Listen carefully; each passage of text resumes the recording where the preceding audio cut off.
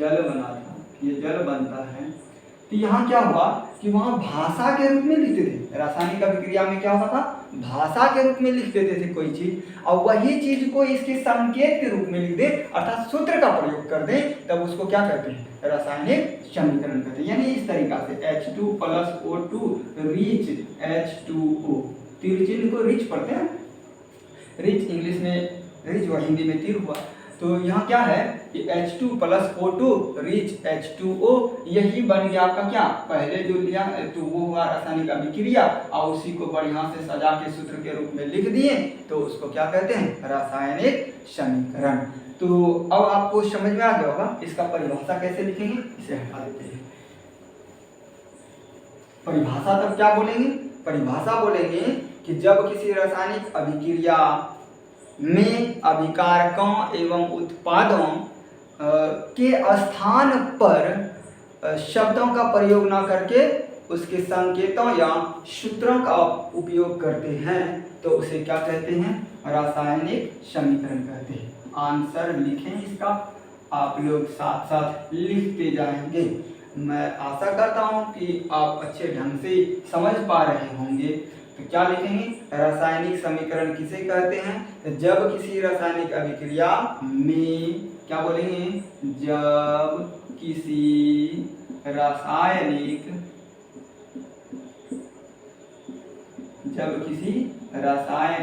अभिक्रिया में अभिकारकों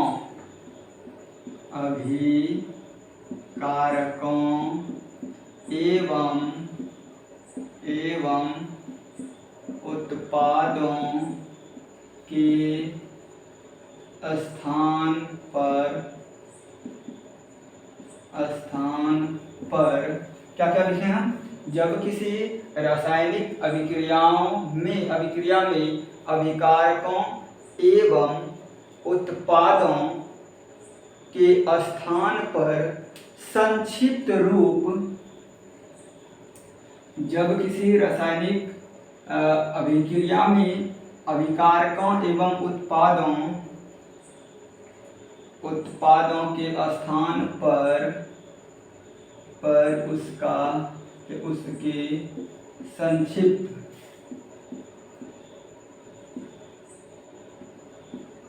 रूप का,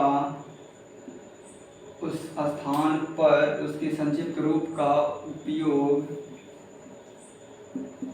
उपयोग किया जाता है, तब उसे रासायनिक अभिक्रिया और रासायनिक समीकरण कहते हैं। जैसे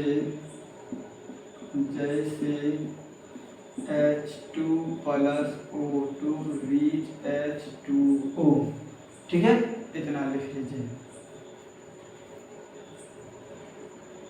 इतना लिख लिए।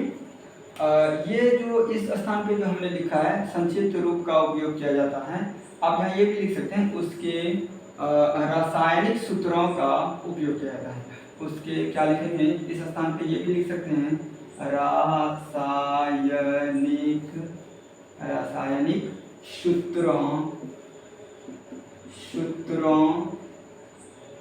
का, या फिर संक्षिप्त रूप का, अच्छा 2 बार का हो जाएगा ना, एक तो ब्रैकेट कर देते हैं, संक्षिप्त रूप का उपयोग किया जाता है, तब उसे रासायनिक समीकरण कहते हैं।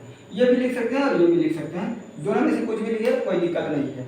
ज़्यादा बेहतर यही होगा कि जब किसी रासायनिक अभिक्रिया में अभिकारकों एवं उत्पादों के स्थान पर उसके रासायनिक सूत्रों का उपयोग किया जाता है, तब उसे रासायनिक समीकरण कहते हैं। ये सबसे ज़्यादा बेहतर रहेगा।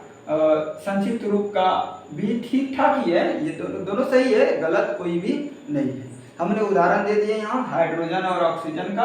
ये तो चीज़ वहाँ क्या रहता, हाइड्रोजन लिखा रहता और ऑक्सीजन लिखा रहा था, तो हमने क्या कर दिए, उसके सूत्रों का उपयोग कर लिए, सूत्र का उपयोग किए और उसके संक्षिप्त संकेतों का उपयोग कर लिए, तो इसे क्या कहते हैं, रासायनिक समीकरण कहते हैं।